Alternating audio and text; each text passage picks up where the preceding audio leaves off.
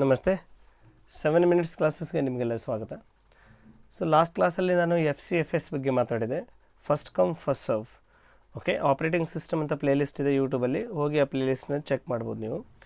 So ನಮ್ಮ YouTube ಚಾನಲಲ್ಲಿ ನಾವು ಸ್ಪೆಷಲಿ ಕಂಪ್ಯೂಟರ್ ಸೈನ್ಸ್ ರಿಲೇಟೆಡು ಯಾವುದೇ ಕಾಂಪಿಟೇಟಿವ್ ಎಕ್ಸಾಮ್ಸ್ ಇರಲಿ ಅದ್ರ ಬಗ್ಗೆ ಮಾಹಿತಿನ ಶೇರ್ ಮಾಡ್ತಾ ಇರ್ತೀವಿ, ಹಾಗೆ ಕೋರ್ಸ್ಗಳನ್ನು ಕೂಡ ಮಾಡ್ತಾ ಇರ್ತೀವಿ. ಸೊ ಈಗ ನಾನು ಆಪ್ರೇಟಿಂಗ್ ಸಿಸ್ಟಮನ್ನು ಡಿಸ್ಕಷನ್ ಮಾಡ್ತಾ ಇದ್ದೀನಿ ಎಕ್ಸಾಮ್ ಪಾಯಿಂಟ್ ಆಫ್ ವ್ಯೂ ಅಲ್ಲಿ. ಎಸ್ಪೆಷಲಿ KCET ನೆಟ್ ಆಗಿರ್ಬೋದು, ಅಥವಾ ಕ್ರೈಸಲ್ಲಿ ಕಂಪ್ಯೂಟರ್ ಟೀಚರ್ ರಿಕ್ರೂಟ್ಮೆಂಟ್ ಆಗಿರ್ಬೋದು, KPSC ಸ್ಕೂಲ್ಸಲ್ಲಿ ಕಂಪ್ಯೂಟರ್ ಟೀಚರ್ ರಿಕ್ರೂಟ್ಮೆಂಟ್ ಆಗಿರ್ಬೋದು. ಸೊ ಈ ಎಲ್ಲ ಕಾಂಪಿಟೇಟಿವ್ ಎಕ್ಸಾಮ್ಸ್ಗೆ ಈ ವಿಡಿಯೋಗಳು 100% ಹೆಲ್ಪ್ ಆಗುತ್ತೆ. ಓಕೆ, ಈವನ್ ಕಾಲೇಜ್ ಅಥವಾ ಯೂನಿವರ್ಸಿಟಿ ಎಕ್ಸಾಮ್ಸಲ್ಲೂ ಕೂಡ ಈ ವಿಡಿಯೋಸ್ಗೂ ನಿಮಗೆ ಹೆಲ್ಪ್ ಆಗೇ ಆಗುತ್ತೆ. Okay, so without making delay, let us start today's chapter or today's topic, that is shortest job first algorithm, numerical problems. So shortest job first algorithm question ಎಕ್ಸಾಮಲ್ಲಿ ಬಂದರೆ ಅದನ್ನು ಯಾವ ರೀತಿ ಸಾಲ್ವ್ ಮಾಡಬೇಕು ಅಂತ ಇವತ್ತು ನಿಮಗೆ ಎಕ್ಸ್ಪ್ಲೇನ್ ಮಾಡ್ತೀನಿ ನಾನು. So first of all we have to understand what is shortest job first. ಯಾವ ಪ್ರಾಸೆಸ್ಸು ಬೇಗ CPU ಟೈಮಲ್ಲಿ ತನ್ನ ಕೆಲಸನ ಕಂಪ್ಲೀಟ್ ಮಾಡಿಕೊಳ್ಳುತ್ತೆ ಅದು ಶಾರ್ಟೆಸ್ಟ್ ಜಾಬ್. ಶಾರ್ಟ್ ಟೈಮಲ್ಲಿ ತನ್ನ ಕೆಲಸನ ಕಂಪ್ಲೀಟ್ ಮಾಡೋದಕ್ಕೆ ಶಾರ್ಟ್ ಜಾಬ್ ಅಂತ ಕರಿತೀವಿ. ಇದು ಯಾವ ಟೈಪ್ ಅಲ್ಗೋರಿದಮ್ ಅಂತ ಕೇಳಿದರೆ this is also non primitive type of algorithm. So last ಕ್ಲಾಸಲ್ಲಿ FCFS ಬಗ್ಗೆ ನಾನು ಮಾತಾಡಬೇಕಾದ್ರೆ ಅದು ಕೂಡ ನಿಮಗೆ ನಾನು ನಾನ್ ಪ್ರಿಮಿಟಿವ್ ಟೈಪ್ ಅಂತ ಹೇಳಿಕೊಟ್ಟಿದ್ದೆ. ಇದು ಕೂಡ ನಾನ್ ಪ್ರಿಮಿಟಿವ್ ಟೈಪ್ ಅಲ್ಗೋರಿದಮ್. ಸೊ ಇವಾಗ ಮಾಡ್ತಿರೋ ವೀಡಿಯೋಸ್ ನಿಮಗೆ ಒಂದು ವೇಳೆ ಇಷ್ಟ ಆದರೆ ಪ್ಲೀಸ್ ಆದಷ್ಟು ಶೇರ್ ಮಾಡಿ, ಸಬ್ಸ್ಕ್ರೈಬ್ ಮಾಡಿ.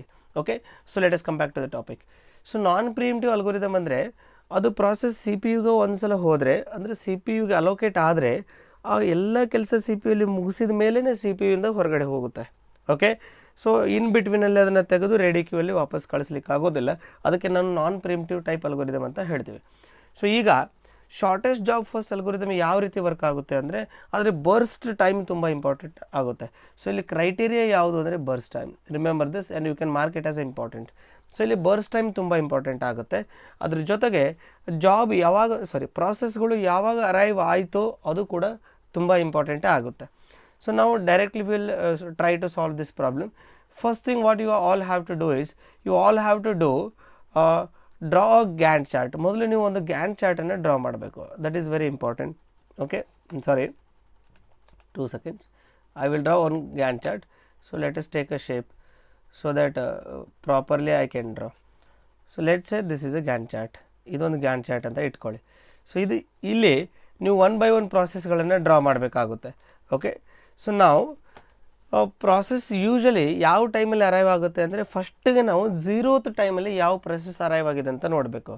ಸೊ ಅರೈವಲ್ ಟೈಮ್ ಯಾವ ರೀತಿ ಅಂದ್ಕೊಳ್ಬೇಕು ಅಂತ ಪ್ರೀವಿಯಸ್ ಕ್ಲಾಸಲ್ಲೂ ಹೇಳಿದೆ, ಈಗಲೂ ಹೇಳ್ತೀನಿ. ಅದನ್ನೇ ಟೈಮ್ ವಾಲಲ್ಲಿ ಅಥವಾ ಕ್ಲಾಕಲ್ಲಿ ಟೈಮ್ ಅಂತ ಅಂದ್ಕೊಳ್ಬೇಕು. 1 o'clock, 2 o'clock, 3 o'clock, ಕೆಲವು ಸಲ 13, 14 ಕೂಡ ಬರುತ್ತೆ. ಬಟ್ ನೀವು ಅದನ್ನು ಕ್ಲಾಕ್ ಟೈಮ್ ಅಂತ ನೀವು ಅರ್ಥ ಮಾಡ್ಕೊಳ್ಬೋದು ಅಂಡರ್ಸ್ಟ್ಯಾಂಡಿಂಗ್ಗೋಸ್ಕರ. ಸೊ ಫಸ್ಟಿಗೆ ನಾವು ಏನು ನೋಡಬೇಕು ಅಂದರೆ ಅರೈವಲ್ ಟೈಮ್ 0 ಅಲ್ಲಿ ಯಾವೆಲ್ಲ ಪ್ರಾಸೆಸ್ಗಳು ಅರೈವ್ ಆಗಿದೆ ಅಂತ ನೋಡಬೇಕು. ಒಂದೇ ಪ್ರಾಸೆಸ್ ಕೂಡ ಇರ್ಬೋದು, ಇರದೇನೂ ಇರ್ಬೋದು, ಮಲ್ಟಿಪಲ್ ಪ್ರಾಸೆಸ್ ಕೂಡ ಇರ್ಬೋದು.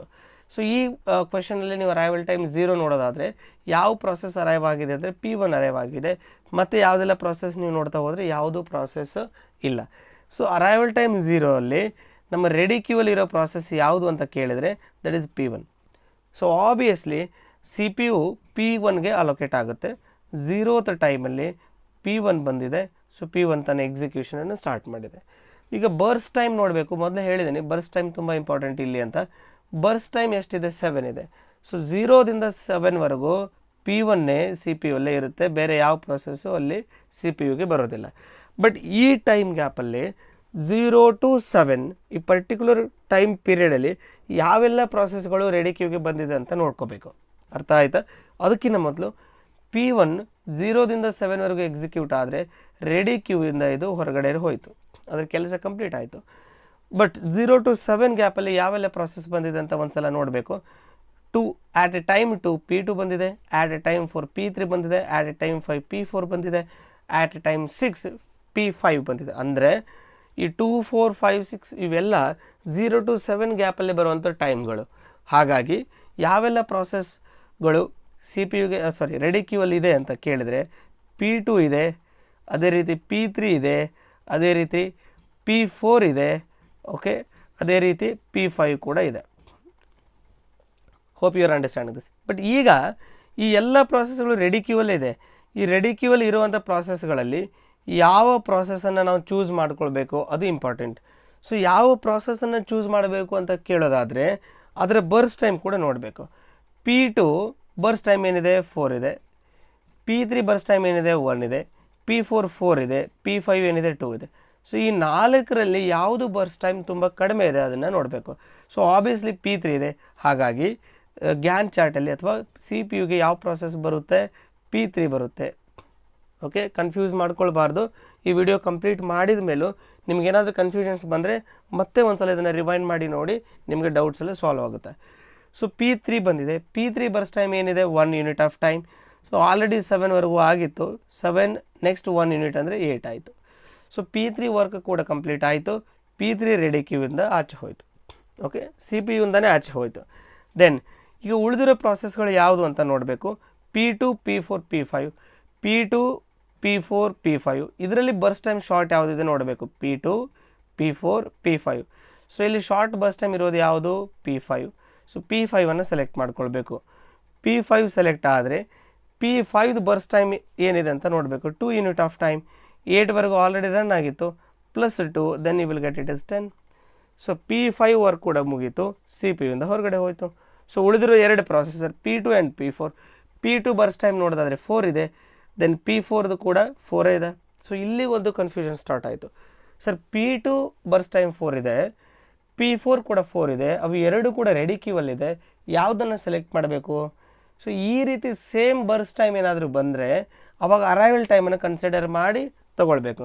ಸೊ ಇಲ್ಲಿ P2 ಮತ್ತು P4ಗೆ P4ಗೆ ಕನ್ಸಿಡರ್ ಮಾಡಿದರೆ ಅರೈವಲ್ ಟೈಮ್ ಬೇಗ ಇರೋದು ಯಾವುದು, P2. ಹಾಗಾಗಿ P2ಅನ್ನು ಸೆಲೆಕ್ಟ್ ಮಾಡಬೇಕು. ಸೊ ಇಲ್ಲಿ ಇನ್ನೊಂದು ವಿಷಯನ ಹೇಳಿ ಮುಗಿಸ್ತೇನೆ ನಾನು. ಕೆಲವು ಸಲ ಅರೈವಲ್ ಟೈಮ್ ಕೂಡ ಸೇಮ್ ಇರುತ್ತೆ. ಒಂದು ವೇಳೆ P2 2 o'clockಗೆ ಅರೈವ್ ಆಗಿದೆ ಅಂತ ಇಟ್ಕೊಳ್ಳಿ. ಒಂದು ವೇಳೆ ಇದು 2 ಇದ್ದರೆ, ಈಗ ಇಲ್ಲ, ಅದು ನಾನು ಎಕ್ಸಾಂಪಲ್ಗೆ ಹೇಳ್ತೇನೆ. ಇದು ಕೂಡ 2 ಇದೆ, ಇದು ಕೂಡ 2 ಇದೆ, ಅರೈವಲ್ ಟೈಮ್ ಕೂಡ ಸೇಮ್ ಇದೆ. ಬರ್ಸ್ಟ್ ಟೈಮ್ ಇದು 4 ಇದೆ, ಇದು ಕೂಡ 4 ಇದೆ, ಬರ್ಸ್ಟ್ ಟೈಮು ಸೇಮ್ ಇದೆ. ಸೊ ಇವಾಗ ಯಾವುದನ್ನು ಚೂಸ್ ಮಾಡೋದು? This is the biggest confusion. ಈ ರೀತಿ ಪ್ರಾಬ್ಲಮ್ಸ್ಗಳು ನಿಮಗೆ ಕಾಂಪಿಟೇಟಿವ್ ಎಕ್ಸಾಮ್ಸಲ್ಲಿ ಯೂಶಲಿ ಸಿಗುತ್ತೆ. ಸೊ ಈ ರೀತಿ ಬಂದಾಗ ಪ್ರಾಸೆಸ್ ಐ ಡಿಯನ್ನು ನೋಡಬೇಕು. ಯಾವುದು ಪ್ರಾಸೆಸ್ ಐ ಡಿ ಕಡಿಮೆ ಇದೆಯೋ ಅದನ್ನು ಫಸ್ಟ್ ತೊಗೊಳ್ಬೇಕು. ಅಂದರೆ P2 ಈ ಪ್ರಾಸೆಸ್ ಐ ಡಿ ಕಡಿಮೆ ಇದೆ, ಹಾಗಾಗಿ P2ನ ತೊಗೊಳ್ಬೇಕು. ಸೊ ಇವಾಗ ಎಕ್ಸ್ಪ್ಲೇನ್ ಮಾಡ್ತಿರೋ ಪ್ರಾಬ್ಲಮಲ್ಲಿ ಅರೈವಲ್ ಟೈಮ್ P4 ಏನಿದೆ 5 ಇದೆ, P2 ಅರೈವಲ್ ಟೈಮ್ ಏನಿದೆ 2 ಇದೆ. ಸೊ ಹಾಗಾಗಿ ನಾನು P2ನ ತೊಗೊಳ್ತೀನಿ. P2 ಬರ್ಸ್ಟ್ ಟೈಮ್ ನೋಡೋದಾದರೆ 4 ಇದೆ, ಆಲ್ರೆಡಿ 10 ಕಂಪ್ಲೀಟ್ ಆಗಿತ್ತು. 10 + 4 you will get it is 14. Okay, then next P2 ಕೂಡ ಅದು ವರ್ಕನ್ನು ಮುಗಿಸ್ತು. ಉಳಿದಿರೋದು ಪ್ರಾಸೆಸ್ಸು ಒಂದೇ, ದಟ್ ಈಸ್ P4ಅನ್ನು ಸೆಲೆಕ್ಟ್ ಮಾಡಿರಿ. ಸೊ ದೆನ್ P4 ಬಂತು. ಸೊ P4 ಬರ್ಸ್ಟ್ ಟೈಮ್ ನೀವು ನೋಡೋದಾದರೆ 4 ಯೂನಿಟ್ ಆಫ್ ಟೈಮ್ ಇದೆ. 14 + 4 18. ಸೊ ಮುಂದೆ ಯಾವುದು ಪ್ರಾಸೆಸ್ ಬರದೇ ಇರೋ ಕಾರಣ ನಾನು ಡೈರೆಕ್ಟ್ ಇಲ್ಲಿಗೆ 18 ಅಂತ ಬರಿತೇನೆ. ಸೊ ಒಂದು ಸಲ ನೀವು ಗ್ಯಾಂಟ್ ಚಾರ್ಟನ್ನು ಡ್ರಾ ಮಾಡಿದರೆ 99% of problem has been solve. So ಇಲ್ಲಿಗೆ ನಿಮ್ಮ ಪ್ರಾಬ್ಲಮೇ ಮುಗಿದೋಯಿತು. ಜಸ್ಟ್ ಫಾರ್ಮುಲಾ ನೋಡೋದು, ವ್ಯಾಲ್ಯೂಸನ್ನು ಸಬ್ಸ್ಟಿಟ್ಯೂಟ್ ಮಾಡಿದರೆ ನಿಮ್ಗೆ ಆನ್ಸರ್ ಬರುತ್ತೆ. ಸೊ ಇಲ್ಲಿ ಕಂಪ್ಲೀಷನ್ ಟೈಮ್ ಅಂತ ಇದೆ. ಕಂಪ್ಲೀಷನ್ ಟೈಮನ್ನು ಕ್ಯಾಲ್ಕುಲೇಟ್ ಮಾಡಬೇಕು. ಡೈರೆಕ್ಟ್ಲಿ ಗ್ಯಾಂಟ್ ಚಾರ್ಟಲ್ಲಿ ಸಿಗುತ್ತೆ. P1ಅನ್ನು ನೋಡಿ. P1 ಕಂಪ್ಲೀಷನ್ ಟೈಮ್ ಏನಿದೆ 7. So completion time for P1 7. P2 ನೋಡೋದಾದರೆ ಇಲ್ಲಿ ನೋಡಬೇಕು. P2 ಕಂಪ್ಲೀಟ್ ಯಾವಾಗ ಆಗಿದೆ 14. ಸೊ P2 ಏನು ಬರೀಬೇಕು 14. P3 ನೀವು ನೋಡಬೇಕು, ಯಾವಾಗ ಕಂಪ್ಲೀಟ್ ಆಗಿದೆ 8. ಸೊ P3 ಟೈಮ್ ಏನು 8. ರೈಟ್ ಸೈಡ್ ವ್ಯಾಲ್ಯೂ, ಯಾವಾಗಲೂ ರೈಟ್ ಸೈಡ್ ವ್ಯಾಲ್ಯೂ ನೋಡೋದು ಕಂಪ್ಲೀಷನ್ ಟೈಮ್ ನೋಡಬೇಕಾದ್ರೆ. ದೆನ್ P4 ಯಾವಾಗ ಕಂಪ್ಲೀಟ್ ಆಗಿದೆ ಅಂತ ನೋಡೋದು, ರೈಟ್ ಸೈಡ್ ವ್ಯಾಲ್ಯೂ 18ಗೆ ಕಂಪ್ಲೀಟ್ ಆಗಿದೆ. ದೆನ್ P5 ಯಾವಾಗ ಕಂಪ್ಲೀಟ್ ಆಗಿದೆ ಅಂತ ನೋಡೋದಾದರೆ 10. ರೈಟ್ ಸೈಡ್ ವ್ಯಾಲ್ಯೂವನ್ನು ನೋಡೋದು ಅಂತ ಹೇಳಿದೆ 10. ಸೊ ಮುಗೀತು. Turn around time formula already ಬರೆದಿಟ್ಟಿದ್ದೀನಿ. Completion time minus arrival time. Completion time ಏನಿದೆ 7 minus arrival time. 7 - 0 you will get 7. Okay, then again 14 - 2 completion time ಇದೆ. 14 - 2 you will get 12. Okay, then 8 - 4 you will get 4. Then 18 - 5, okay 13. Okay, then 10 - 6 you will get 4. ಮುಗಿದೋಯ್ತು.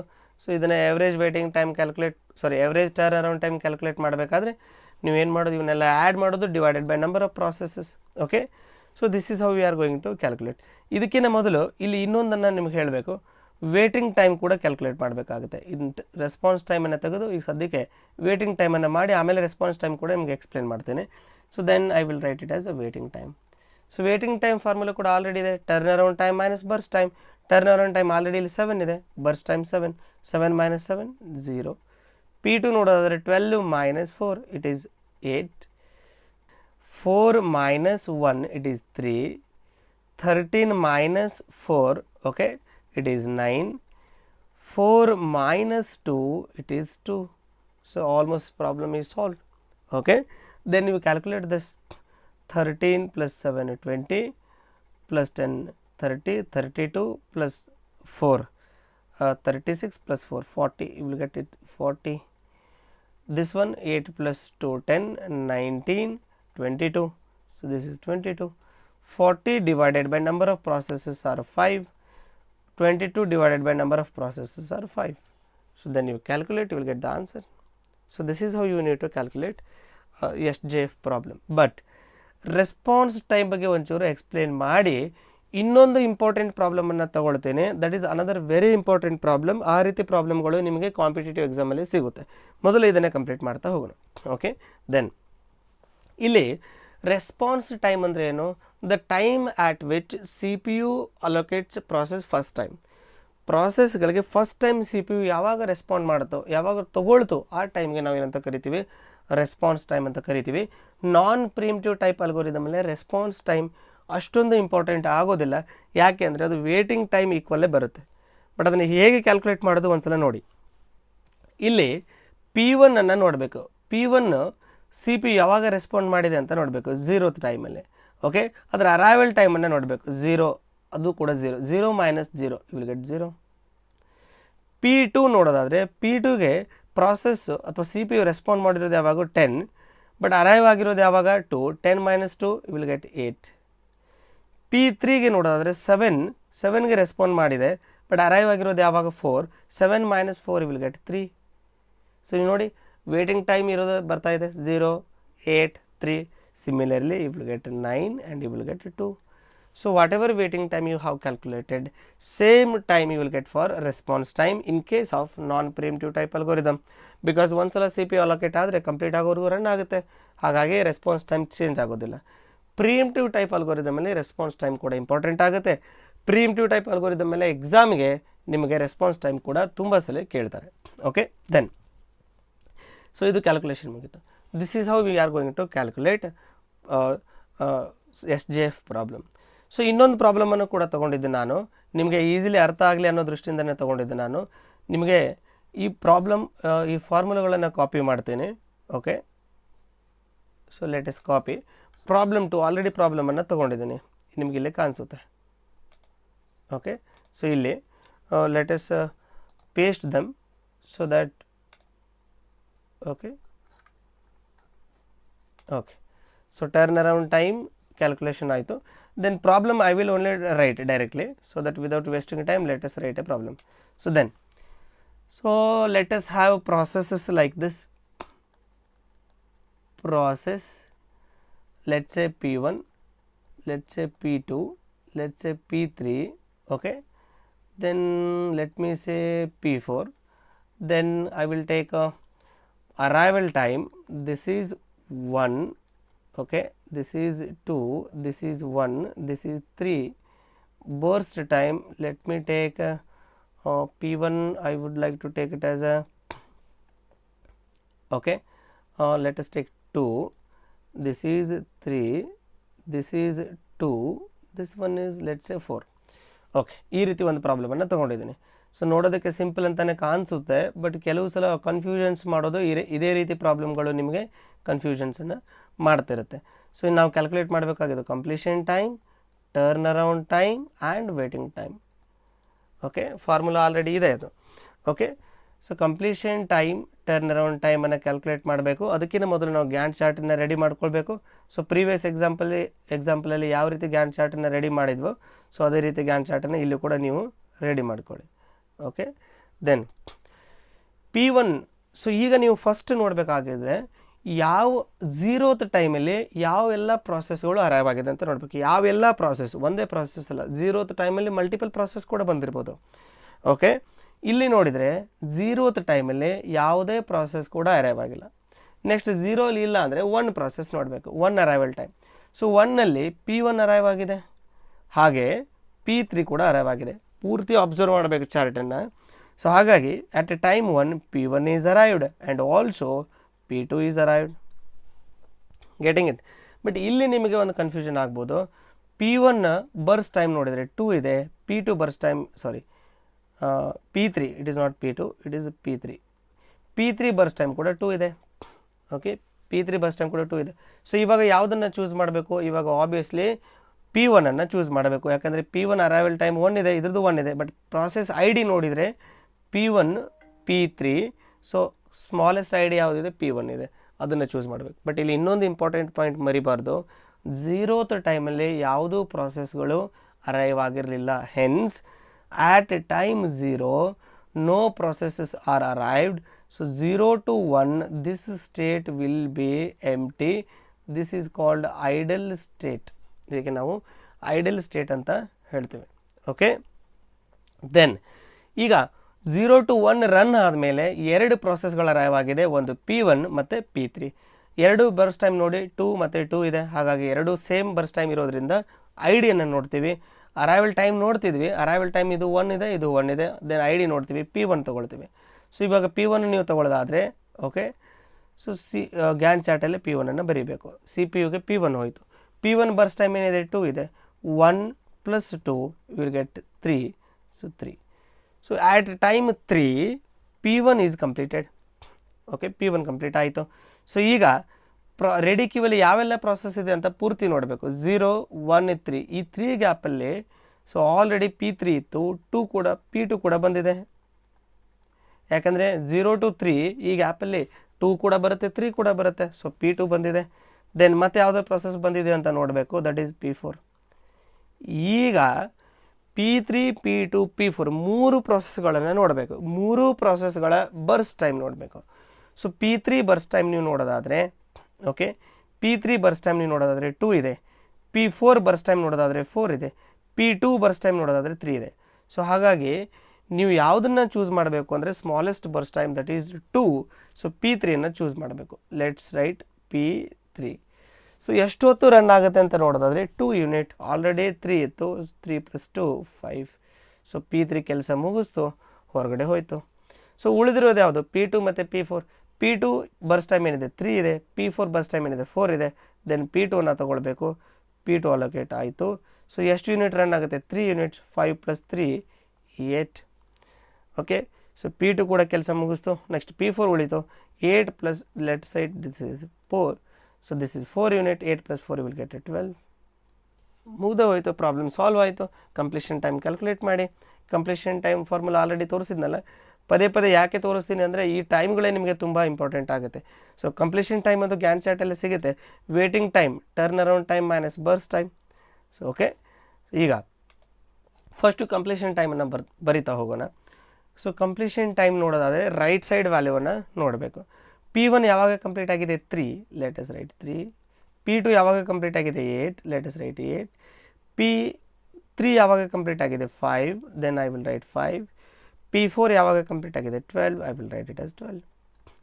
Turn around time formula ಇಲ್ಲೇ ಇದೆ, ನೀವು ನೋಡ್ಬೋದು. Completion time minus arrival time. Completion time 3 - 1 you will get 2. 8 - 2 you will get 6. 5 - 1 you will get 4. 12 - 3 you will get 9. So average turn time already calculate ಮಾಡಿದ್ವಲ್ಲ, ಆ ರೀತಿ calculate ಮಾಡಿದರೆ problem ಮುಗಿದ ಹೋಯ್ತು. ಸೊ ವೇಟಿಂಗ್ ಟೈಮ್ ಫಾರ್ಮುಲಾ ಏನಿದೆ ಅದನ್ನು ನೋಡಬೇಕು. Turn around time minus ಇಲ್ಲಿ ಬರೆದು ಬಿಡ್ತೇನೆ ನೋಡಿ. Waiting time equal to turn around time minus burst time. So you already have turn around time. So 2 - 2 you will get waiting time 0. 6 - 3 you will get waiting time as 3. 4 - 2 you will get waiting time as 2. Okay, 9 - 4 you will get a waiting time as 5. Then you calculate a total value of this. Okay, 5 + 2 7. 7 + 3 10. 10 divided by total number of processes are 4, and you calculate this, you will get the answer. response time, no need to calculate this, as I have already told you. It will be same as waiting time in case of non preemptive.